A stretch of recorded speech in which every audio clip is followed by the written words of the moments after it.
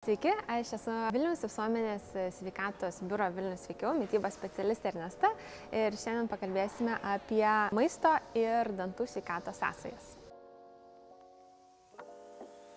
Dantų sveikatai didžiausią žalą kelia, nieko nenustebinsiu pasakydama, kad numeris 1 yra cukrus ir saldumynai. Labiausiai dantims kenkia tokie saldumynai, kurie arba prilimpa prie dantų, kaip karamelės, ris ir panašiai, arba kurie ilgai užsibūna burnoje ir turi ilgalaikę sąveiką su dantų paviršiumi, kaip įvairūs čiulpinukai. Rūgštūs produktai irgi turi savybių gadinti dantų emalį, taip pat įvairūs salinti produktai. Populiariausi tai be abejo yra gazuoti salinti produktai dėl jų cukraus kiekio ir netgi natūralios sultys gali turėti neigiamą poveikį dantų sveikatai, nes nors tai yra natūralus cukrus, vis tiek tai yra didelis jo kiekis, jis yra koncentruotas. Dar dantų būklei kenkia dažnas užkandžiavimas ir jeigu užkandžiai yra sausi, kaip įvairūs trapučiai ir panašiai, kurie prilimpa prie dantų paviršiaus, irgi turi ilgesnę sąveiką su dantų paviršiumi.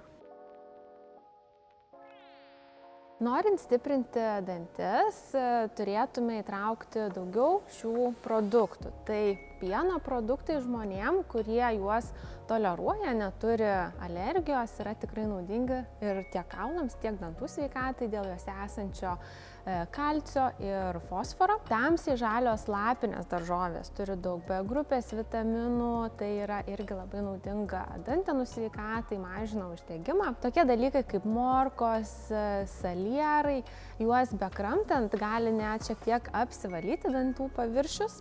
Česnakuose yra gausu tokios medžiagos alicino, kuri mažina uždegimą, turi priešuždegiminį antibakterinį poveikį.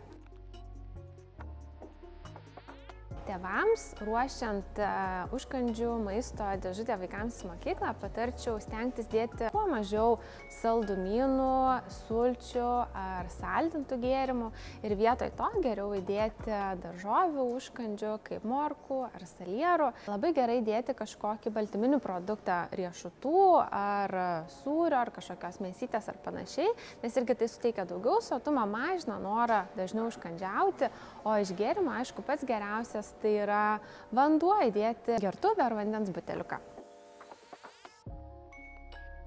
Pieno produktai, kaip ir minėjau, yra tikrai naudingi dantų sveikatai ir jeigu vaikai neturi ar laktozės netoleravimo, ar alergijos kazeinui, pieno baltymui, tai tikrai rekomenduojama jų įtraukti į jų mitybą.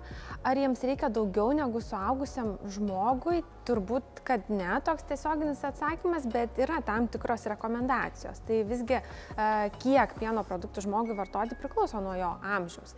Tai iki metų nelabai patariama pieno produktų vaikui, o nuo metų iki maždaug 8 rekomendacija yra iki maždaug pusės litro pieno per dieną vaikams vartoti. Paskui tas kiekis didėja maždaug iki 700 ml.